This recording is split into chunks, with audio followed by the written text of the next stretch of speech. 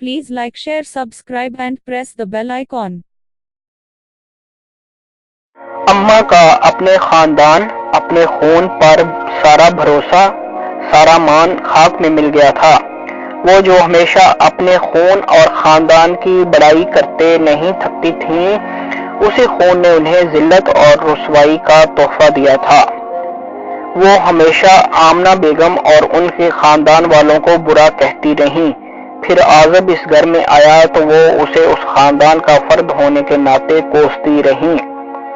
बात बात पर जाहिल, फरेबी और कत्लो गारत में घिरे माहौल में जन्म लेने के ताने देती रहीं और वो खामोशी से सहता रहा। शहरयार और अलीजा, जो बिलतरतीब उनके बड़े बेटे मुश्ताक अहमद और छोटे बेटे अशफाक अहमद की औलादें थीं, की रगों में खालिस उनके खानदान का खून दौड़ रहा था और इस खून के कारनामे वो अपनी आंखों से देख चुकी थीं। जबकि फरवा और मरवा थी तो वो भी उनके बेटे की ही औलाद, मगर उनकी रगों में आमना बेगम का खून भी शामिल था।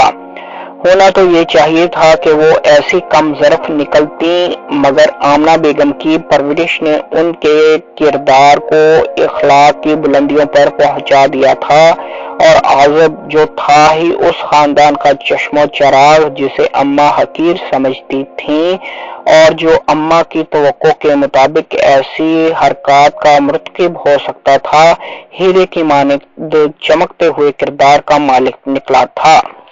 ये सब अम्मा की आंखें खोलने के लिए काफी था।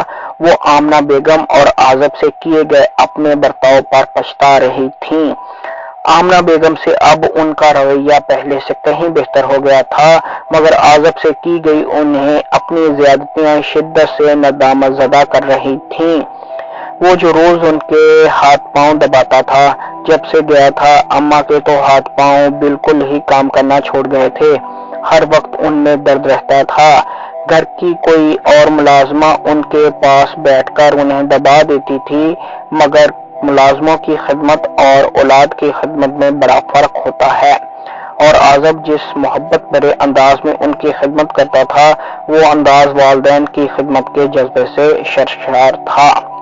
अम्मा उसे चाहे जितना भी दुत्कारती, चाहे जितना भी उसके जज्बात को मजरूह करती, वो फिर भी उनकी खिदमत में जुटा रहता था।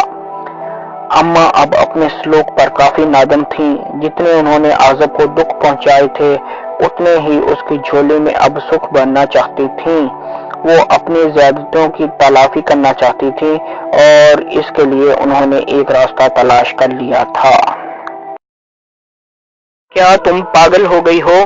कई दिन से पूछते सवाल का शहरोज को जवाब मिला तो वो बिदकते हुए बोला।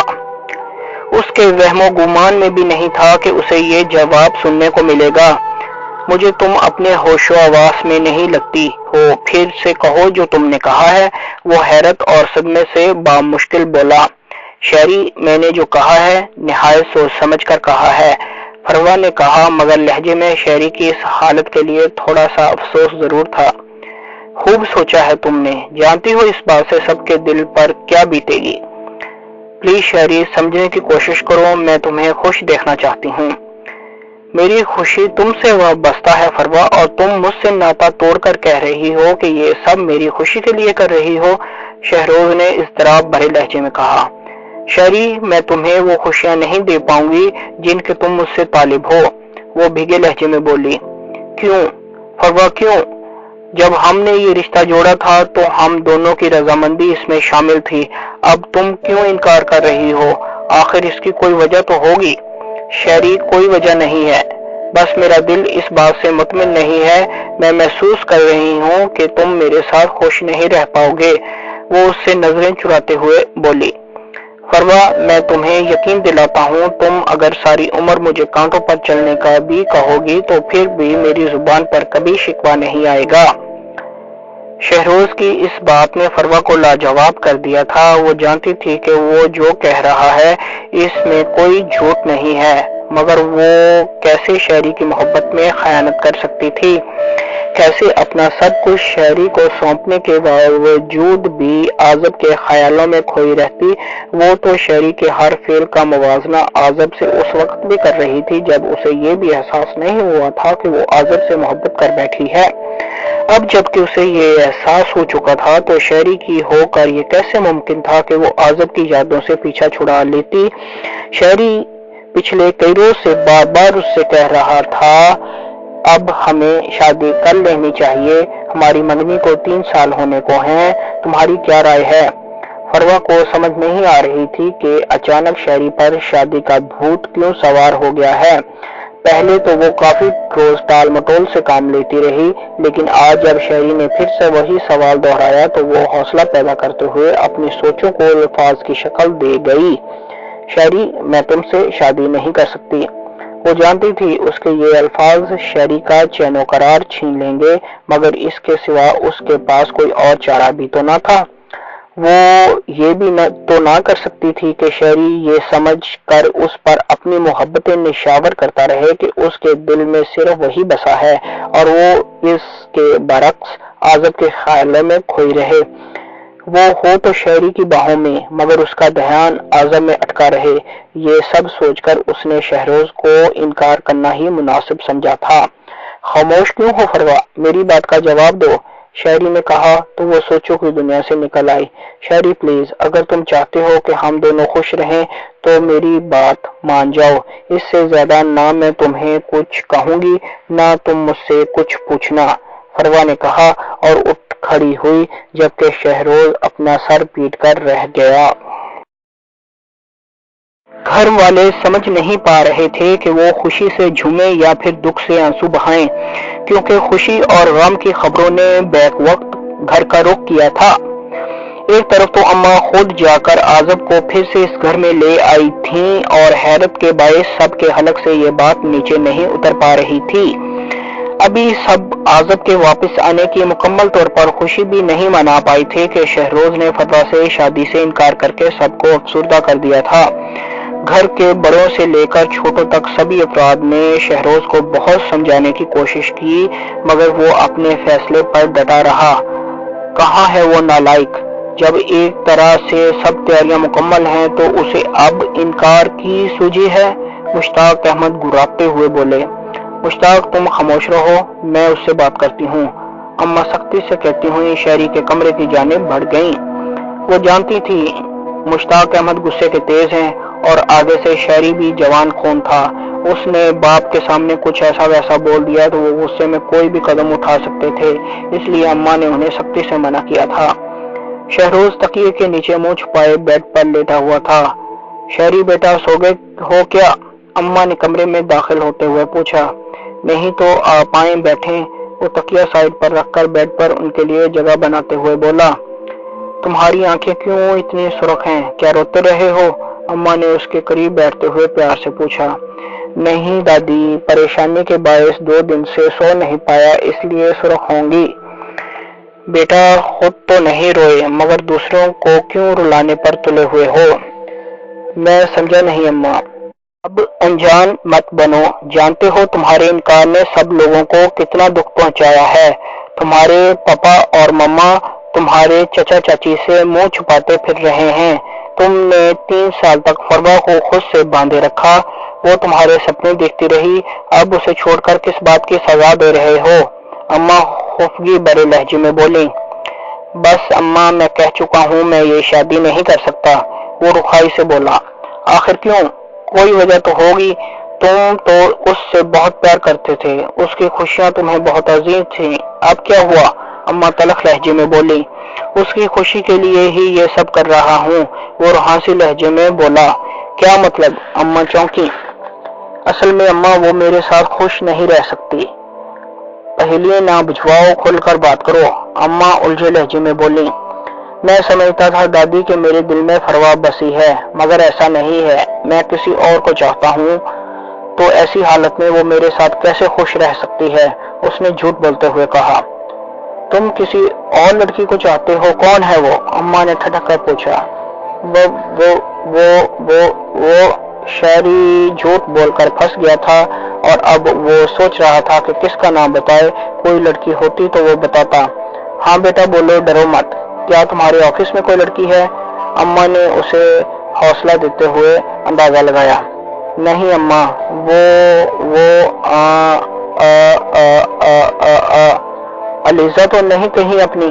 اماں نے اس کی سے پھر سے اندازہ لگایا۔ ہاں اماں وہی ہے، وہ جان چھڑانے والے انداز میں بولا۔ تو پہلے بتانا تھا، اس میں اتنا گھبرانے کی کیا ضرورت تھی؟ اب تم فکر نہ کرو، میں تمہاری شادی علیزہ سے ہی کرواؤں گی۔ ہم لوگ اتنے سنگدل اور بیوقوف نہیں ہیں کہ بچوں کی زبردستی شادی کروا کے انہیں دکھوں کی آگ میں جھونک دیں۔ اب تمہیں فروا سے شادی پر کوئی مجبور نہیں کرے گا۔ اماں نے اس کا گال تھپتھپاتے ہوئے کہا اور مسکراتے ہوئے وہاں سے چلی گئیں۔ شہروز نے فروا سے پیار کیا تھا اور اس پیار کو نبھاتے ہوئے اس نے فروا کی خوشی کے لیے اپنے پیار کی قربانی دی تھی۔ وہ جان گیا تھا کہ فروا کسی اور سے پیار کرتی ہے، اس لیے اس نے سارا الزام اپنے سر لیتے ہوئے فروا کے دامن کو خوشیوں سے بھرنے کا فیصلہ کیا تھا۔ عازب کو یقین نہیں آ رہا تھا کہ اس کی قسمت اتنی دھنی بھی ہو سکتی ہے۔ فروا گھبرائی پریشان سی دلہن بنی اس کے پہلو میں بیٹھی تھی۔ سب کچھ بہت اچانک ہوا تھا، اسی طرح جس طرح دادی اماں اچانک اسے اس گھر میں واپس لے آئی تھیں۔ اس روز وہ آفس جانے کے لیے تیار ہو کر ناشتے میں مصروف تھا جب اماں اسے آفس کی طرف سے دیے گئے بنگلے میں ڈرائیور کے ساتھ پہنچ گئیں۔ انہیں یوں اپنے سامنے دیکھ کر عازب کے منہ میں بھرا چائے کا گھونٹ جو اس نے ابھی ابھی ہاتھ میں پکڑے کپ سے لیا تھا اس کے کپڑوں پر آ رہا۔ اماں آپ یہاں؟ وہ ٹیشو سے اپنے کپڑے صاف کرتا ہلکاتے ہوئے بولا۔ تمہیں کوئی کام بھی سلیقے سے کرنا آتا ہے؟ سارا دسترخوان خراب کر دیا، اماں اپنے مخصوص انداز میں بولیں۔ کوئی بات نہیں اماں، ملازم نیا لے آئے گا، آپ آئیں بیٹھیں، وہ مسکراتے ہوئے بولا۔ کیوں نیا کیوں لائے گا؟ دھو نہیں سکتا؟ تنخواہ کس بات کی لیتا ہے؟ اماں پاس کھڑے ملازم پر چڑھ دوڑی۔ آپ ادھر بیٹھ کر جوس پئیں، میں خود اس کے سر پر کھڑا ہو کر دھلواؤں گا۔ اعظم نے ملازم کو اماں کے عتاب سے بچانے کے لیے کہا۔ اب تم کیا اتنے فارغ ہو کہ ایک دسترخوان کے لیے اس کے سر پر کھڑے ہوگے؟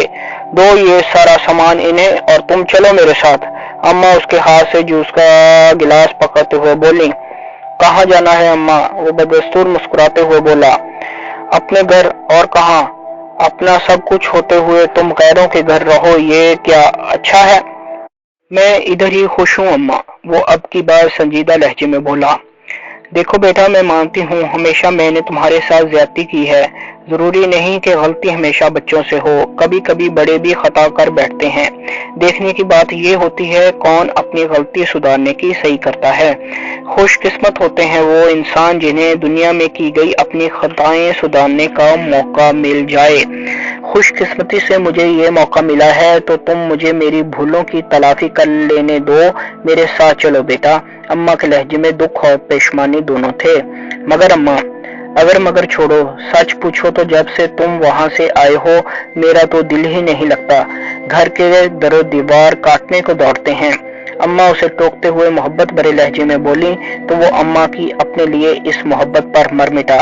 برسوں سے اس کے دل میں تمنا تھی کہ اماں اسے محبت بھرے انداز میں پکاریں، آج اس کی یہ خواہش پوری ہو گئی تھی اور وہ انکار کر کے اماں کی اپنے لیے یہ محبت گنوانا نہیں چاہتا تھا، اس لیے تمام مصلحتیں بالائے طاق رکھتے ہوئے وہ باختیار اماں کے گلے جا لگا۔ اس کی آنکھیں آنسو چھلکانے لگیں۔ اماں کی باتوں نے اسے بہت بار رلایا تھا مگر اب کی بار یہ آنسو اماں کی محبت سے لبریز تھے۔ اسے روتا دیکھ کر اماں کی آنکھوں سے بھی اشکوں کے پھول جھڑنے لگے۔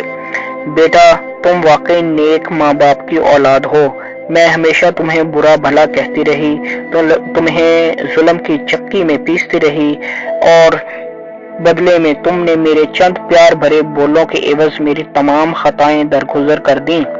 میں سمجھ ہی نہیں سکی کہ تم مجھ سے اتنی محبت کرتے ہو۔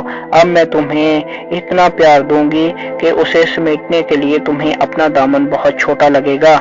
اماں اسے اپنے بازو میں بھرتے ہوئے بولیں، نہیں اماں، مجھے پہلے بھی کبھی آپ سے کوئی خاص گلہ نہیں تھا، اور نہ اب میرے دل میں آپ کے لیے کوئی کدورت ہے۔ میں نے ہمیشہ آپ کی عزت کی ہے اور کرتا رہوں گا، وہ بھیگے لہجے میں بولا۔ پھر اماں نے اسے وہاں سے کوئی سامان بھی نہیں اٹھانے دیا اور اپنے ساتھ لگائے گاڑی میں لے آئیں۔ گھر پہنچنے تک اماں اس سے مختلف باتیں کرتی رہیں، پھر عازب کو اس کے کمرے میں لے آئیں۔ اماں نے اب کی بار اس کے لیے اپنے کمرے کے ساتھ کا کمرہ سیٹ کروایا تھا۔ لگتا تھا کہ وہ اب عازب کو اپنی نظروں سے دور نہیں رکھنا چاہتی تھیں۔ اماں اسے کمرے میں چھوڑ کر واپس گئیں تو اس نے سب سے پہلے احمد کو فون کیا اور اسے تمام حالات بتائے۔ احمد سب سن کر آگے سے کچھ کہنا چاہتا تھا، مگر وہ اس کی بات سنے بغیر اسے آئندہ کا لاحِ عمل بتانے لگا۔ میرے دوست، کمپنی میں میری سیٹ اب تمہیں سنبھالنی ہے، کیونکہ میرے خیال میں تم اس وقت کمپنی میں وہ واحد شخص ہو جو اس سیٹ کے حقدار ہو اور کمپنی کی ترقی کو برقرار رکھ سکتے ہو۔ یہ بات میں سر فہیم کو اپنے رضائن کے ساتھ کہہ دوں گا۔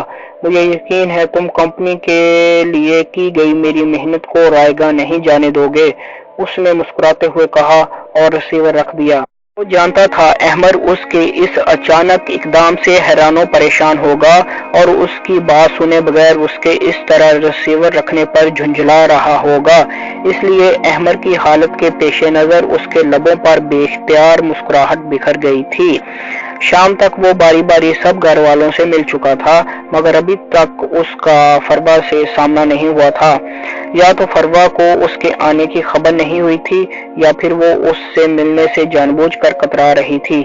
بہرحال کچھ بھی تھا، عازب کا دل اس کا چہرہ دیکھنے کو مچل رہا تھا۔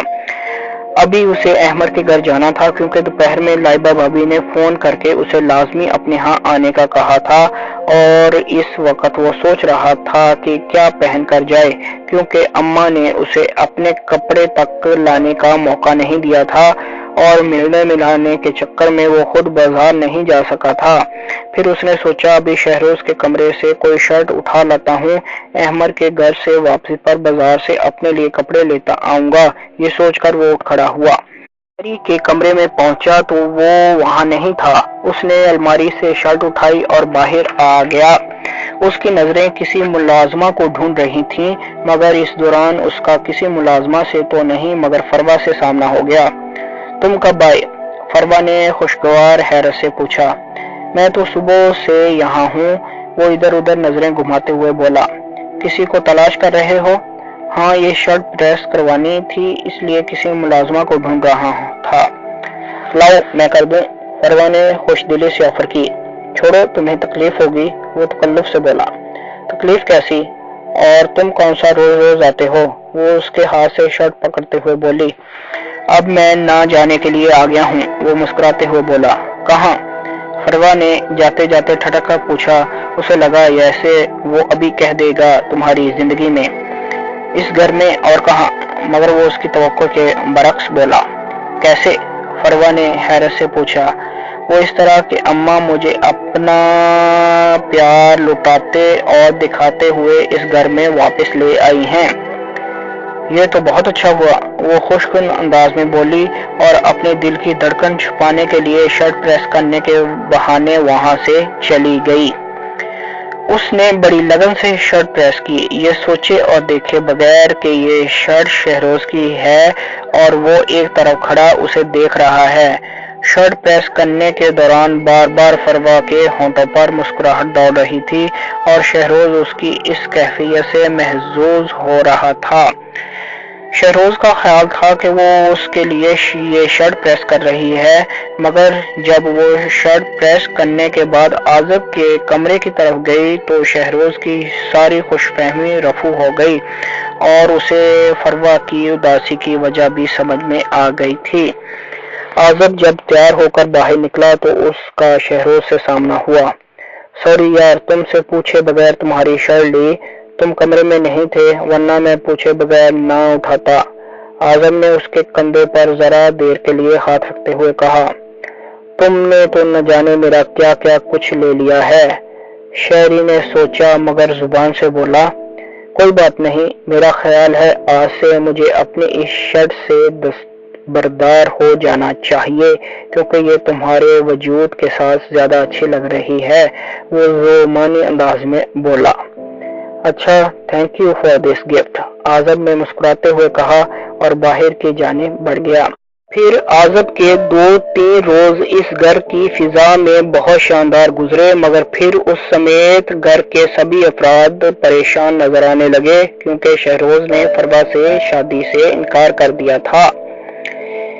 इस बात के बाद फरवा तो कमरे में बंद होकर रह गई थी, जिससे आजब ने यही अंदाजा लगाया कि उसे बहुत दुख पहुंचा है और अपने आप को संभालने के लिए उसे अपने कमरे से ज्यादा महफूज और कोई ठिकाना नहीं मिला है। आजब ने फरवा को तो डिस्टर्ब करना मुनासिब नहीं समझा था, मगर उसने जिंदगी में पहली बार शहरोज से करख्त और गुस्से से भरपूर लहजे में बात जरूर की थी। तुम ऐसा क्यों कर रहे हो? जानते हो तुम्हारी वजह से फरवा टूट कर रह गई है। मैंने ऐसा क्या किया है जिससे वो परेशान है? शहरी ने लहजे में हैरत लाते हुए पूछा। तुम्हारे शादी से इनकार से फरवा ही नहीं, हम सब भी डिस्टर्ब हुए हैं, वो बदस्तूर गुस्से से बोला। मैं सिर्फ इतना कहूंगा कि मैंने जो कुछ किया है फरवा के फायदे के लिए किया है, इससे ज्यादा और कुछ पूछना भी मत क्योंकि मैं अपनी हर बात तुम्हें बताने का पाबंद नहीं हूँ, शहरी ने तुर्श लहजे में कहा और अपने कमरे से बाहर निकल गया। जबकि आजब सोचने लगा कि इस फैसले में फरवा का क्या फायदा हो सकता है। फिर जिस रोज अम्मा शहरोज के कमरे में गईं, उसके बाद घर के बड़ों की सरगर्मियां कुछ मशकूक सी हो गई थी। अक्सर ही अम्मा और आमना बेगम आपस में सर जोड़े बैठी होती, आजब या किसी और को देखकर अपनी बातें तर्क करके खामोश होकर बैठ जाती। फरवा अब कभी कभी अपने कमरे से बाहर निकलने लगी थी। उसने भी बड़ों को कई बार आपस में चहमगोइयां करते देखा था, मगर कोई खास तवज्जो नहीं दी। फिर इन चहमगोइयों का जो नतीजा निकला उसने आजब और फरवा दोनों को हैरान कर दिया। किसी ने उनसे उनकी मर्जी तक पूछने की जहमत गवारा नहीं की थी और इन दोनों को आपस में शादी के बंधन में बांधने का फैसला कर दिया था। सब कुछ बहुत अचानक और इतना जल्दी हुआ कि वो दोनों सख्ते के आलम में शादी की तमाम रस्में निभाते चले गए। इस वक्त घर में 2 शादियां हो रही थीं। एक जोड़ा आजब और फरवा का था, जबकि दूसरा शहरोज और अलीजा का। अलीजा अभी अमेरिका में ही थी और फोन पर उसका निकाह शहरोज से हुआ था। कुछ ही दिनों के बाद शहरोज ने भी अमेरिका चले जाना था और वहीं अपना बिजनेस सेट करके मुस्तकिल रहाइश इख्तियार कर लेनी थी, जबकि यहाँ के बिजनेस की जिम्मेदारी अम्मा ने आजब को सौंप दी थी। शहरोज काफी खुश दिखाई दे रहा था क्योंकि उसके ख्याल में उसने 2 प्यार करने वालों को आपस में मिला दिया था। अम्मा ने आजब और फरवा पर अपना हुक्म मुसल्लत किया था। उन्होंने अनजाने में या फिर जानते बूझते आजब के साथ की गई अपनी ज्यादतियों की एक तरह से उसे फरवा की सूरत में इनाम देकर तलाफी करने की कोशिश की थी। आजब को एक तरफ तो अपनी किस्मत पर रश्क आ रहा था कि जिसके बगैर उसे अपनी जिंदगी गुजारना मुश्किल नजर आ रहा था, वो खुद ब खुद किस्मत की मेहरबानी से उसकी जिंदगी में शामिल हो गई थी। दूसरी तरफ वो ये सोच सोचकर परेशान हो रहा था कि फरवा पर उसे जबरदस्ती मुसल्लत कर दिया गया है। न जाने फरवा के दिल पर क्या बीत रही होगी, जबकि फरवा यही सब आजब के मुतल्लिक सोचकर हलकान हो रही थी। Please like, share, subscribe and press the bell icon. Please like, share, subscribe and press the bell icon.